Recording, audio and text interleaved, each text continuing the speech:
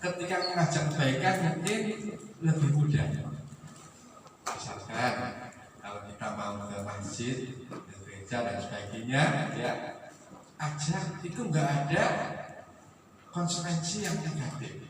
Tapi ketika kita mencegah terhadap sebuah kemungkaran ya, yang ada di hadapan kita, ya, kita itu resikonya besar. Mohon izin, ya, mohon izin. Ada 70 di seluruh Indonesia ini yang sudah meninggal dunia. Apakah itu karena sebuah tekanan pekerjaan? Ya, tekanan pekerjaan iya jelas, karena memang dari pagi sampai malam. Ya. Kemudian yang lebih itu tekanan mental, karena dari kelompok masyarakat, dari kelompok tertentu, ya, yang benar-benar kalau kita lihat di dalam medsos, ya, itu mungkin bisa ya, kita mengambil iktibar, mengambil pelajaran. Kenapa sebagian ada yang sakit, sebagian ada yang meninggal dan sebagainya. Tapi alhamdulillah baik semua untuk yang di Kaltara sampai saat ini kita alhamdulillah ada BPJS juga. BPJS. Jadi ketika ada yang sempat sakit, ya itu bisa dibawa ke rumah sakit dan ada program BPJS. Tapi BPJS dalam hal ini bukan BPJS Ketenagakerjaan, BPJS yang biasa. Karena tenaga kerjanya itu besar itu ya. Biasanya kalau di instansi itu sudah ada, tapi kalau di kita karena ad hoc ya itu sifatnya yang biasa. Baik Bapak Ibu semua yang kami hormati, kami dari Bawaslu sangat mengapresiasi kepada instansi kemenang ya yang sudah kami pantau beberapa kali ya itu melaksanakan kegiatan yang sifatnya memberikan pendidikan politik kepada masyarakat, terutama dalam proses demokrasi dan pemilu. Dan mudah-mudahan nanti elemen masyarakat yang lain, elemen instansi yang lain, baik vertikal maupun horizontal, itu bisa mengikuti jejak-jejak dari kemenangan. Misalkan nanti ada organisasi kemasyarakatan, organisasi kebudayaan, organisasi sayap dari segala macam ya. Misalkan NU itu ada Aisyah, NU itu ada Fataya ya. Kemudian Muhammadiyah itu ada Aisyah ya. Kemudian ada Ansor, ada pemuda Muhammadiyah dan pemuda-pemuda lain ya, yang mungkin banyak sekali. Kalau semuanya itu punya greget, punya cita-cita yang sama sebagaimana yang dirintis oleh Kemenang ini ya insya Allah ya, meskipun tidak 100% minimal 80% atau 70% kita itu bisa ya memberikan pendidikan politik ya secara bagus, secara baik ya, sehingga demokrasi dan pemilu sebagai cita-cita founding values kita ya, bapak bangsa kita itu bisa terpahamkan di kelompok masyarakat. Baik Bapak Ibu semua yang kami hormati, kapankah kita itu melihat bahwa bangsa kita itu menganut sistem demokrasi? Nah, ini kan sebuah pertanyaan. Apa sih dasarnya? Kadang di kalangan pemuda, masyarakat dan sebagainya harus ada pertanyaan. Karena apa? Sesuatu yang bertanya, baik dalam diri sendiri itu akan menimbulkan rasa ingin tahu. Dan rasa keingintahuan itulah yang nantinya akan menambah pengetahuan. Rasa pengetahuan itulah yang nantinya kita bisa untuk beramal ma'ruf nahi munkar.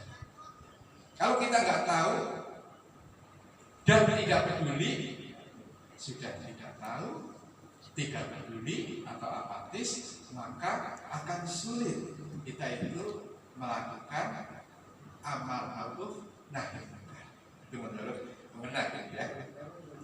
Dalam pasal 1 ayat 2 Undang-Undang Dasar 1945 disebutkan bahwa kedaulatan berada di tangan rakyat dan dijalankan menurut Undang-Undang Dasar.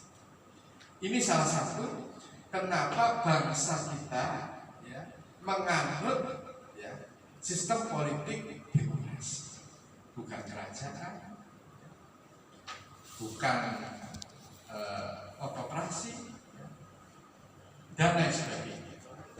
Sehingga dari sistem demokrasi ini yang dicantumkan di dalam Undang-Undang Dasar pasal 1 ayat 2 ini, kemudian dijabarkan agar masyarakat itu nantinya itu mempunyai atau mendapatkan cita-cita yang lain, yaitu keadilan sosial bagi seluruh Indonesia.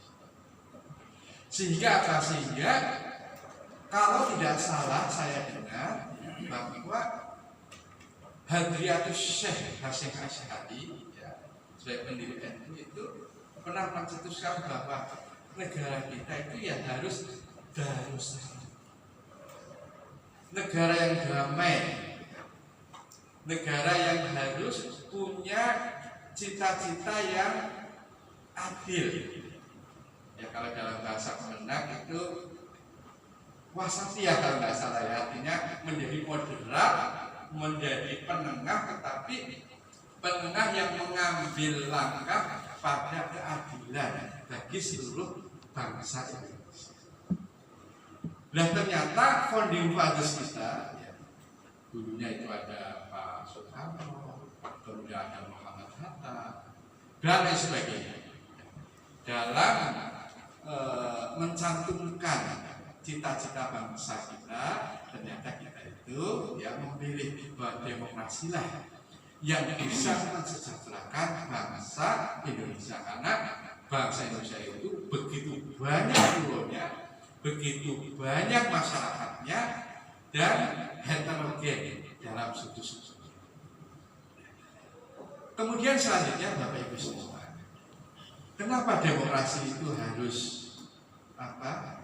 kita sosialisasikan?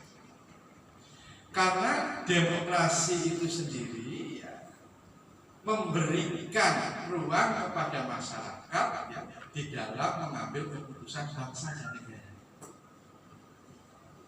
Kalau dulu ya pengambilan keputusan itu ada pada Sabdo Palon, Sabdo Raja, kemudian ada Sabda Alam. Ini Sabda Raja dulunya Bapak Ibu. Berarti apa? Berarti orang yang memerintah pada zaman dulu ya, kerajaan sebelum demokrasi ya, dia itu punya kekuatan besar untuk merubah segalanya yang dengan Sabdo Palonnya. Jadi Sabdo Palon itu seolah-olah ucapan raja adalah hukum yang harus ditegakkan. Bahkan dalam tanda kutip ucapan Tuhan, ibarat seperti itu. Firman Tuhan ya raja itu kalau zaman ini. Tetapi kalau kita di zaman demokrasi tidak, bahwa semua keputusan itu rakyat menentukan. Kalau di zaman izin sebelum kita masuk substansi, kalau di zaman Yunani ya, itu langsung masyarakat mengambil keputusan, dirapatkan bersama. Pada saat mengambil keputusan ini mau membangun ini, semua datang rapat di sini. Tetapi lambat laun karena kita ya begitu banyak, nggak mungkin datang semua untuk memutuskan sesuatu yang harus diputuskan, maka harus ada lembaga perwakilan. Sehingga apa? Sehingga kalau dulu untuk mengambil sebuah kekuasaan yang karena kekuasaan tersebut bisa merubah segalanya itu dengan kekuasaan raja, bahkan sering diikuti dengan pertempuran untuk bisa mendapat kekuasaan tersebut. Kalau di kita ya, untuk konsep perwakilan itu melalui sehingga apa Bapak Ibu semua, pemilu di sini itu bisa dikatakan sebagai sarana kedaulatan rakyat.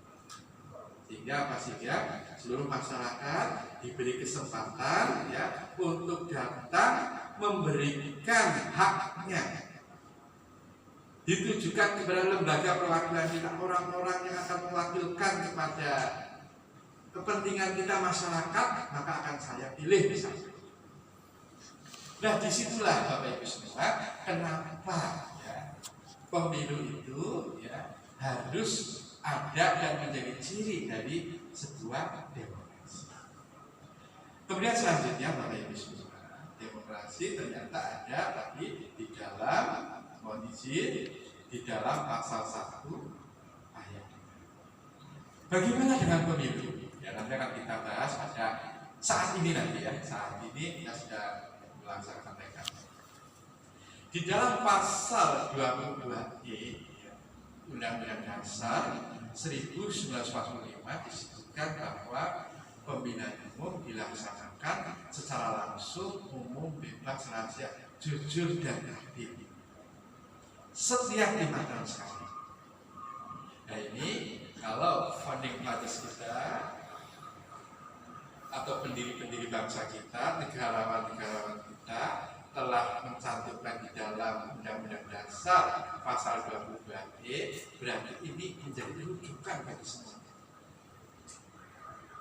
Pemilu dilaksanakan secara langsung, umum, bebas, rahasia, jujur dan adil setiap 5 tahun sekali. Ini dibaca dalam satu tarikan nafas, tidak boleh dipenggal. Sehingga apa? Sehingga ketika pemilu tidak 5 tahunan berarti telah mengingkari terhadap Undang-Undang Dasar. Begitu pula ketika pemilu tidak dilaksanakan secara langsung ya, itu berarti mengingkari terhadap Undang-Undang. Nah pemilu apa saja dalam pasal 22 ini? Berarti ada pemilu untuk memilih anggota Dewan Perwakilan, Dewan Perwakilan Daerah, ya. Kemudian itu dilakukan oleh partai politik, kemudian dipilih oleh perseorangan, kemudian presiden dan wakil presiden itu ada di pasal 6 dan pasal 7. Itu juga dilakukan, ya, ada dan sana dilakukan. Kalau dulu pemilihan presiden itu melalui MPR, setelah ada reformasi, maka ada amandemen, presiden harus dipilih secara langsung oleh rakyat. Ya. Kemudian Bapak Ibu semua, ya dalam pasal 22E ini ayat 1 ya memberikan makna langsung, umum, bebas, rahasia, jujur dan adil sebagai asas pemilu.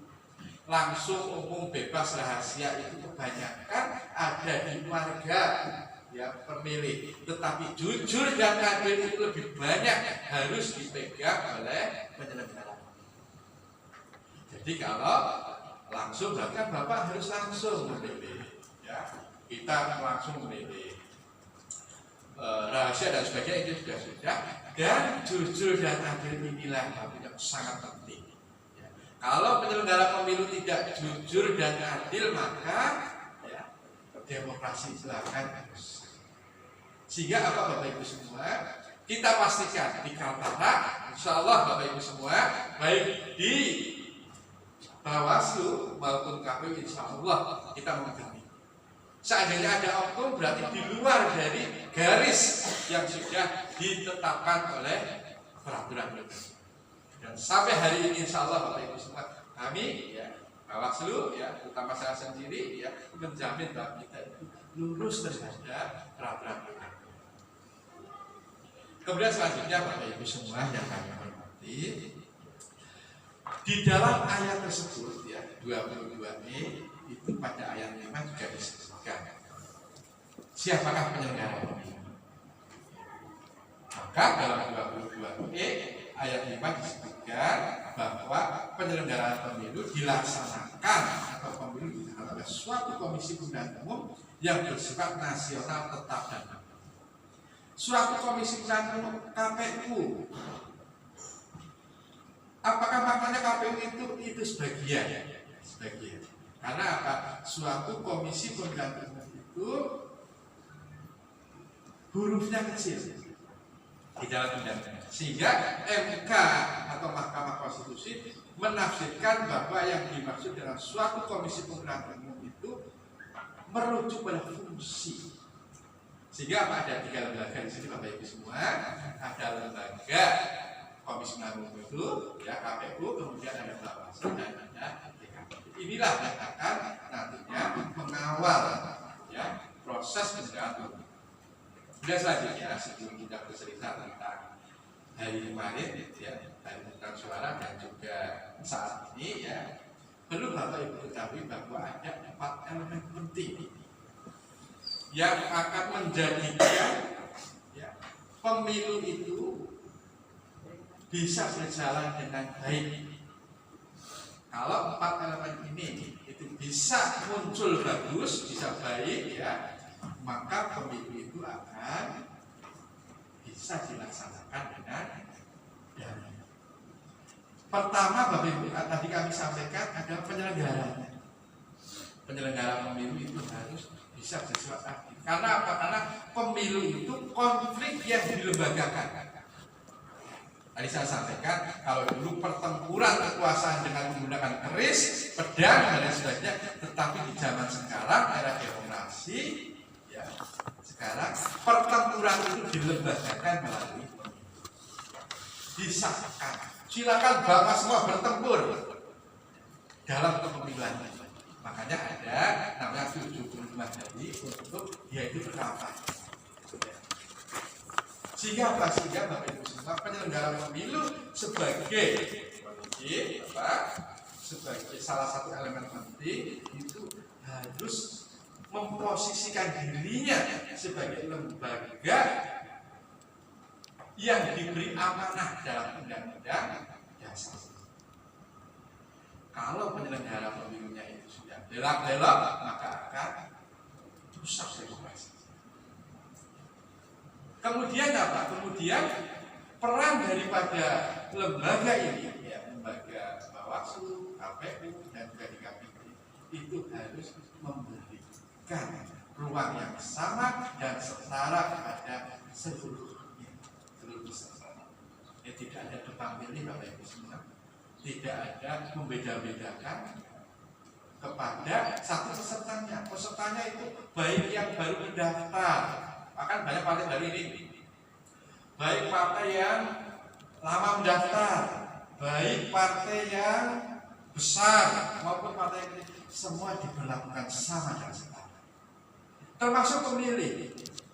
Pemilih itu semua kita layani dengan baik, sama dan setara. Bapak yang itu menang dengan kami atau dengan masyarakat yang mohon izin, misalkan di rumput laut, di pertanian, di hutan dan sebagainya, semua itu sama, ya, pelayanan terkait dengan pemilih ini. Inilah yang disebut inklusif. Termasuk mohon izin, ya, di tempat-tempat yang di penjara misalkan, di tempat-tempat lokalisasi misalkan, semua kita anggap sama. One man, one vote, one man. Satu suara, satu nilai, satu orang.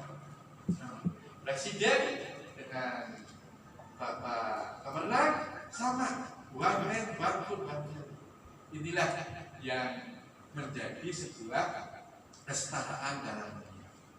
Kalau di partai mungkin beda, ya, partai misalkan ada partai di organisasi sosial masyarakat, misalkan juga punya hak suara Bapak atau mana daerah mana mendapatkan membawa suara Bapak dan sebagainya. Tapi kalau kita semua itu sama, one man, one vote, one man. Sehingga apa? Tidak ada orang yang boleh melebihi. Begitu pula dalam memilih itu, masuk ke dalam bilik itu juga hanya satu suara dalam hal ini bukan satu suara, bukan sesuai dengan peruntukannya. Berarti kalau 50 suara berarti hanya 5. Kan nanti ada yang bisa 3, ada 2 karena pindah memilih nantinya, ya, jadi sesuai dengan peruntukan. Tetapi kalau buat membantu tadi, ya, semua orang sama. Ya, artinya, ya, haknya ketika DPT berarti 5 ya semua dapat 5 kalau di DPTP sesuai dengan peruntukan dan sebagainya. Sehingga apa Bapak Ibu semua, ya, dalam hal ini penyelenggara pemilu dalam hal ini adalah KPU, Bawaslu, kemudian DKPP harus menegakkan. Kalau Bawaslu, KPU, DKPP itu berintegritas, seringkali kita mendapat integritas, bermartabat, Apa sesungguhnya integritas martabat? Ternyata orang yang berintegritas itu mempunyai makna mandiri, jujur, adil, dan akuntabilitas. Bisa dipertanggungjawabkan segala kinerja. Mandiri berarti apa? Dia tidak pernah goyah ketika diserang oleh siapapun. Kemudian adil berarti dia itu tidak tebang pilih, semua dianggap sama dan setara. Kemudian akuntabilitas juga tadi disebutkan bahwa kita itu harus mempertanggungjawabkan tugas-tugas kita publik. Kemudian kalau banyak itu ada peserta pemilu. Siapa peserta pemilu? Tadi ada partai politik, kemudian anggota DPR, dewan di provinsi, persoalan DPD, dewan perwakilan daerah. Kemudian pasangan calon berarti pasangan calon presiden yang diusung oleh partai politik gabungan partai. Ini juga harus paham terhadap demokrasi. Kadang kita ya kalau sudah berbeda hasil ya, itu akan semua ya, akan egonya kembali pada saya yang paling benar. Itu yang harus dikerjakan. Karena kita lihat betapa banyak wikon yang ini ya, yang bisa menyebabkan masyarakat semakin terpancing. Tapi Bapak Ibu semua ya, peraturan mengatakan bahwa hasilnya itu nanti akan diputuskan oleh KPU secara berjenjang. Kalau itu masih wikon biasanya memang mendekati benar ya, karena memang ada yang namanya penelitian ya, hitung cepat. Biasanya salahnya atau errornya itu 1% atau 2%. Semua adalah pemilih. Bapak Ibu semua termasuk kita. Pemilih ada elemen penting yang bisa ya, menjadikan ya, demokrasi itu semakin demokratis, semakin pemilih datang dia itu harus menjalankan haknya. Haknya apa? Dia itu hanya mendapatkan ini apa satu di dalam peraturan undang-undangan bahwa tidak boleh dia itu memilih 2 kali. Yang 1 kali aja itu sudah jalan haknya. Yang hak kelima ya hanya itu aja, tidak boleh memilih lagi di TPS yang lain. Selanjutnya Bapak Ibu semua, yang sebelum kita itu masuk ke apa yang sekarang apa terjadi, ya, bahwa sesungguhnya organisasi sosial masyarakat dalam pelaksanaan dan mendorong pemilu dan demokrasi bisa bagus dan bisa aktif, ya, itu semua itu harus menyadari dan memahami tentang demokrasi itu. Perannya gimana? Karena peran Bawaslu dan masyarakat dan organisasi masyarakat itu hampir sama, yaitu sebagai izin Bapak Ibu semua, sebagai katalisator konflik dan kekerasan. Jadi ketika ada konflik justru malah didorong-dorong sehingga menjadi besar, jangan. Tetapi bagaimana kita itu bisa mencari jalan solusinya, meredam semuanya. Jadi kalau di dalam pemilu Bapak Ibu semua, konflik itu ada ruangnya. Bapak Ibu semua merasa tidak diperlakukan secara adil, ada ruangnya. Termasuk hasil ini nanti. Kalau hasil ini mau digugat, ada namanya Mahkamah Konstitusi. Ada di dalam pasal 21C ya, terkait dengan peran Mahkamah Konstitusi. Salah satunya itu ya sebagai PHPU, perselisihan hasil pengadilan. Jadi ramainya kita di masyarakat sebagai semua berujung di Mahkamah Konstitusi. Monggo kalau di kita pelanggaran dan sebagainya, jangan sampai Bapak Ibu semua ribut di luar, laporkan ke Bawaslu. Dan mohon izin Bapak, dalam ini ada beberapa yang sudah berjalan, ya. Karena sudah lapor ke Bawaslu. Bagaimana Bawaslu kan proses ini harus melalui tahapan-tahapan, harus klarifikasi dan sebagainya, kemudian sampai ini beberapa ya di penjara karena apa? Terduga ada palsu. sehingga dia itu kena pasal yang menyebabkan dia itu dipenjara. Nah, oleh karena itu ya peran kita di sini adalah mensosialisasikan kepada masyarakat ya terkait dengan peran kita ya di dalam menunjang demokrasi agar demokrasi itu semakin subur dan baik sesudah nilai-nilai. Kemudian selanjutnya Bapak Ibu semua yang kami hormati bahwa pada tanggal 14 Februari 2024 alhamdulillah masyarakat Kaltara ya, khususnya ini ya, dan umumnya seluruh Indonesia telah melaksanakan Hari Pemungutan Suara, di mana satu hari ini Bapak Ibu semua ya itu ditunggu sejak 20 bulan. Karena apa? Karena Hari Pemungutan Suara sebagai satu elemen yang menjadikan semua tahapan itu bisa terjadi. Itu Hari Pemungutan Suara. Sebagai contoh, ya, pendaftaran partai politik. Mulai pendaftaran partai politik itu dilakukan misalkan 18 bulan sebelum Hari Pemungutan Suara. Kemudian misalkan jadwal tahapan sosialisasi misalkan atau kegiatan lain misalkan dilaksanakan misalkan 20 hari sebelum Hari Pemungutan Suara. Kemudian penetapan calon, daftar calon ya misalkan 9 bulan sebelum Hari Pemungutan Suara. Nah, Hari Pemungutan Suara 14 Februari kemarin sebagai tonggak dari sejarah, termasuk jadwal tahapan nanti dan termasuk hari yang ditunggu oleh masyarakat bahwa saya akan datang ya ke TPS ya untuk memilih wakil saya, memilih umaroh yang akan menjadikan masyarakat saya atau menjadikan saya itu menjadi makmur. Itu bisa katakan kemudian pada tanggal 14 Februari. Dan alhamdulillah Bapak Ibu semua di lingkup wilayah Kaltara memang ada sebagian dinamika tetap secara keseluruhan aman secara kondusif.